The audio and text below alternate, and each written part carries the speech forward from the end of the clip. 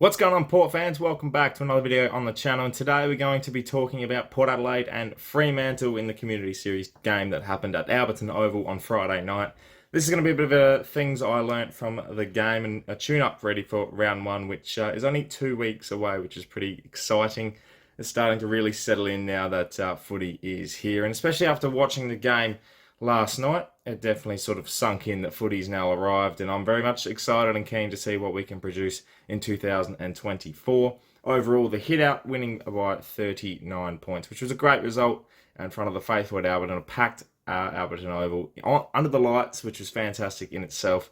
And we'll get to that a little bit more in a minute. But overall, here are the things I learnt from the game against Freo in the Aami Community Series. First thing I learnt from the night was simply Alberton Oval deserves more games under lights, and with the new lights facilities and just the beaming light bulbs that are over Alberton and in the suburbia area, it's an amazing feature to have, and it's going to be great to watch a lot of AFLW games there under the lights, but particularly having the AFL at Alberton Oval, with a great atmosphere, great crowd, and a real home feel about it. It definitely was a very exciting night. It was just beautiful to watch. I think it just looks a little bit better when your team's winning, even though it's only a Community Series game. But to see that and to see how well Alberton looked with the redevelopment of the facilities and just the overall the features that just stood out, it was great. So a nice little lighter note to touch on to start with, and I think it deserves full credit for everyone involved that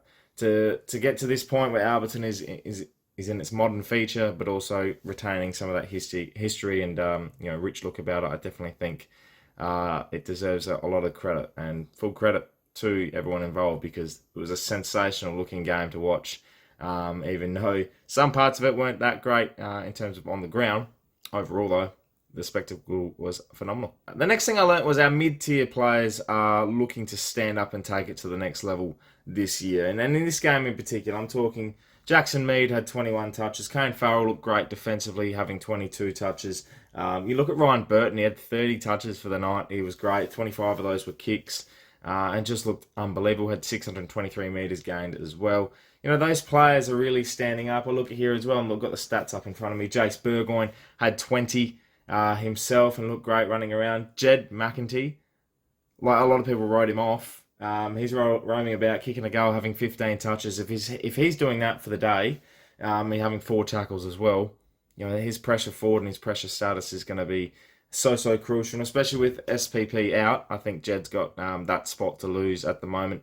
And these players are standing up in these times. If they can do that in season when it's most valuable, we're going to have a very strong 23 throughout the season, and players that might get injured and might miss through suspension or whatever the case may be throughout the year. If you've got these players standing up in the moments, then I have no doubt whatsoever that we're going to be in great stead and can rely on those players to really step up when it matters. And if those types of players are doing that, then Ken Hinkley's got a lot to think about when it comes to selection. Our 3-tier defence looks really solid. That is what I learnt. Radigalia, Alia, and also Brandon Zerk-Thatcher. They had, I think it was 26 marks between them throughout the night, which is just phenomenal.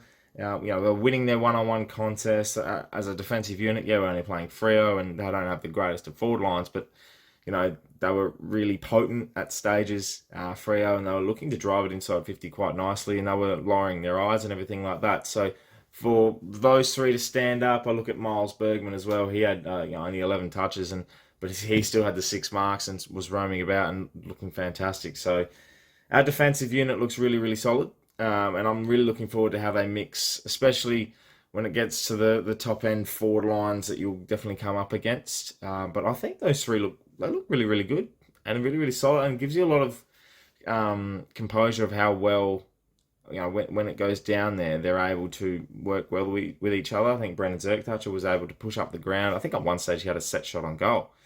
That was early in the first quarter. So their movement and their attacking style as a defensive unit is really going to be handy when it comes to driving that inside 50. And we like to play that pressure lockdown stoppage game in our forward 50 when it gets to it, and pumping it in there. And time in forward half is going to be so important for our game style. So when it gets to that, yeah, I genuinely think they're going to be so solid, and I really love the look of those three together. So a lot to be excited about when it comes to that. Next thing I learnt was that Ken Hinkley and the coaching panel and the selection panel as well are going to have a real headache when it comes to selecting a ruck. They've got Soldo, Sweet, they're phenomenal. They've got a real battle against them to really figure out what they want to do. They didn't have a lot of hit outs, but they work really, really well with each other. I think Soldo had he kicked a goal as well, I think, early on. I think he kicked the first goal of the game, actually. And he looked really good up forward. He's got that forward component about him that probably edges him closer to being the number one ruck rather than Sweet. But at the same time, Sweet's ground coverage was fantastic. You know, he had 167 metres gained as a ruckman, which is pretty damn good. 3 clearances himself. So his work around the ground is definitely something I'd be keeping an eye on. Soldo's game was really, really solid as well. If I'm picking right now, I'm probably going to lean towards Soldo as my number one ruck. I don't think Ken Hinkley's ruling out using both of those options, which you can do now that you have a best 23, and if you don't think it's working, you can just sub them out as a tactical sub anyway. So it's definitely an option, and I definitely don't mind it. But yeah, I've always been a traditionalist in having the number one ruck and having someone pinch hit. So combine that with, Dixon looks pretty good. Marshall obviously only kicked the goal, but Ollie Lord had a quiet game. Probably not going to be playing round one in my opinion, and I think they might do the 2 rucks if that's the case, if Ollie Lord's not going to be picked. So a lot to think about for Ken when it comes to a ruckman. But overall, I think we've done well with our recruiting staff. I've mentioned everything there. This is based off one community series game though. Like, I can't really pick what's going to happen. And we play West Coast round one. We're not going to get a real taste until we get deeper into the season. So, and that's the case with every recruit. And one final thing I learnt, besides the fact that Boat can kick goals from boundary lines now, is the fact that Zach Butters is going to be the most iced up man when it comes to recovering from his little ankle sprain that he had. Precautionary to come off, and they made sure that everyone knew it's precautionary, so fans don't have to worry. He's going to be a little bit sore. He might not have a big track run this week, but I think, once he gets to the week of round one, we play on a Sunday as well. He's got over 2 weeks to recover. I think he's going to be more than okay, so I wouldn't be worrying too much, Port fans. Butters is going to be okay, and our vice captain. Combine that with our captain, Rosie looks fantastic as well. The midfield looks great. It's hard not to get excited, isn't it?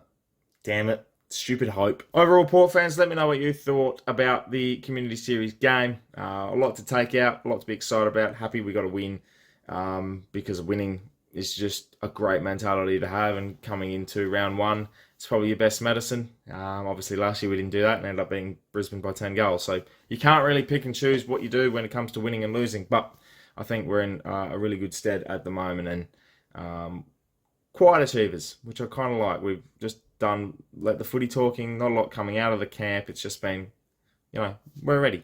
I think we're ready to go, and I'm looking forward to seeing what we do. So let me know your thoughts, Port fans, and I look forward to seeing you in the next video, which will be a big week coming up. We're building towards round one, so a lot to get excited about. Thank you so much for watching. Make sure you subscribe to the channel if you're new for plenty more Port Adelaide and AFL content to come your way. My name is Anthony, and as always, can't pair.